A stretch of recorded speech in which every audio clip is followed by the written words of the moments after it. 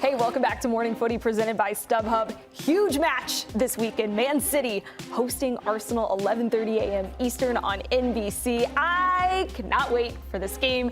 These are two teams in the thick of it for the race to the very top. Who's going to finish in first place in the Premier League? Liverpool also in that title race as well. Chuck, how you feeling for this one? Easter Sunday, too. I'm not going to do this to everybody. I feel the best I've ever felt with Arsenal going to the Etihad. Even being in the stands last time they went? That's what I'm saying. Yeah. You have to account for when Alexis and I went over to Manchester and we watched this match. It was my first time watching Arsenal live. Was that really? Yeah. Rob Holding was starting at center back. Yep. Wow. So no Saliba, Rob Holding, and Rob Holding had a dreadful performance. A mare, as they call it in England. So, and then I think Martinelli as well just absolutely got locked down by Kyle Walker. You know, you think about the growth from that moment on, and I think Manchester City, obviously they won the treble, they're the best team in the world, but Arsenal gained a lot from last year chasing the best team in the world. And this season, you could tell they're playing with an attitude, with a character, with this experience, this wisdom of how to navigate European competition as well as chasing the Premier League title. The biggest change, I think, in Arsenal, not only with the back line and understanding how to defend and keeping everyone healthy, but Kai Havertz has finally adjusted into how to have success with this Arsenal squad, how to move. I think he's obviously been given the opportunity where at some clubs he would not be given this run, given his lack of goals, but he's scoring now, and he's figuring out the right pockets to find the ball, to open up the spaces for Bukayo Saka, for Trossard, who's been playing it. And then Declan Rice is the biggest piece that Arsenal added in terms of not only protecting the back four, but breaking through, anticipating, winning second balls, providing cover. Just he from box to box, one of the best in the world. When you add a player like that to the squad, that's a difference maker. And so, given Manchester City has some injuries and some absences, I'm feeling really confident about this Arsenal. And you said side. one of the names already, Kyle Walker.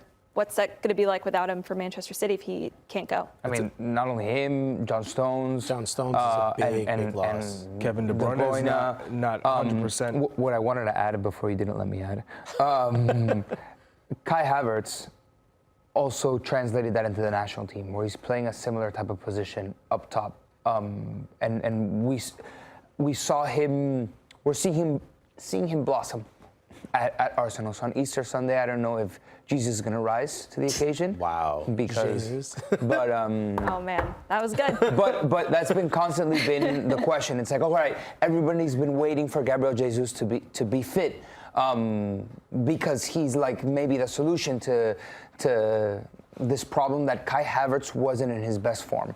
So I'm seeing a better, maybe the best version, not maybe. We're seeing the best version of Kai Havertz at Arsenal right now. Absolutely, and I think it comes with the freedom that Mikel Arteta wanted him to play with. The reason he brought him in is because he knew he can find those open spaces. Young Thomas Müller. The position is called a Raumdeuter. I hope I'm pronouncing that correctly. In Germany, exactly what he plays for the German national team. He's now playing for Arsenal. It's the ability to move around, find those open spaces, make decoy runs, build spaces by getting defenders to step away from positions so other players can be effective, and we're seeing that happen. In particular, what we've seen happen is also Arsenal become a much more stout defensively team than they were the last time you and I were there. Obviously, Rob Holding not being in the back line already fixes a couple of things, but we've seen Arsenal become so much more stout defensively, and we've also seen Manchester City become somewhat weakened when it comes to the second half against the top 5 teams. They've scored 1 goal in the second half against top 5 teams. They've given up 6.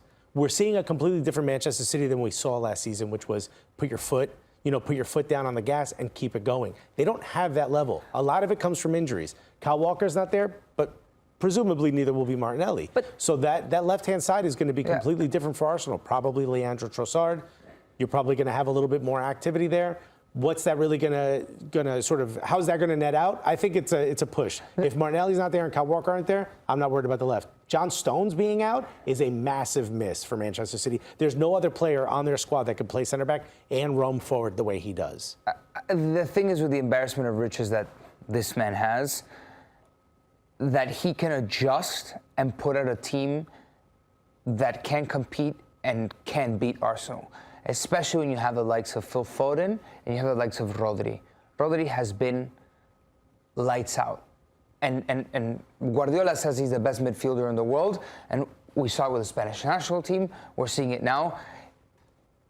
I think his argument is extremely valid, especially after they lost Gundogan. The fact that Rodri has really taken a lot of the burden to facilitate this game for City, the pace of the game, to keep that tempo, to create.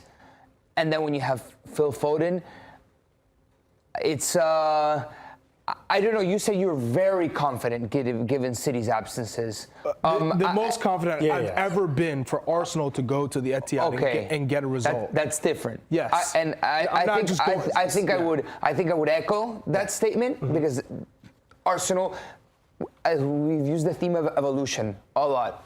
This is an Arsenal team that has evolved into something better than 1 year removed from the game that you guys went to.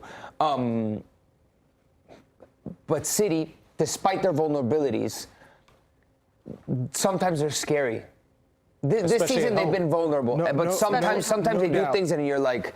But then you're adding Raya into the equation. David Raya, I think he's been very good, solid, not prone to those mistakes that we've seen from Ramsdale where he can be super erratic. Kiwior has had an incredible last few games. Ben White, I think, has a lot to prove, especially with a lot of the chatter going on over there about his deciding not to be a part of the men's national team in England. There's a lot going on for Arsenal, especially defensively. And, you know, I think Mikel Arteta and Pep Guardiola believe the same thing that Cruyff believed, which is if we're not scoring goals, that starts from talk to me about your back line. That starts from the defense. And they've made this defense so structured and so solid. They've given up the least amount of goals in the league. They have the most clean sheets in the league.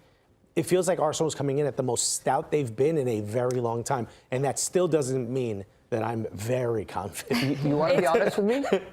Ready? Yeah. Saka or Foden? Be honest. Saka. See how fast? Maybe a little bit of Arsenal bias there, too. No. I don't know. It's going to be a tough match. Man City have only lost one game across all competitions at home going back to last season, but Arsenal off to a historic start in the season. They've won their first 8 since the start of the calendar year, only the 4th team in the Premier League to do so. And this game could really decide a lot when it comes to who's going to finish at the top of the league come the end of the season. We've still got so much more to come here on Morning Footy. We're going to take a quick break, and when we come back, we are going to be, I think, visiting with headlines. Claudio Pagan is going to be with us next.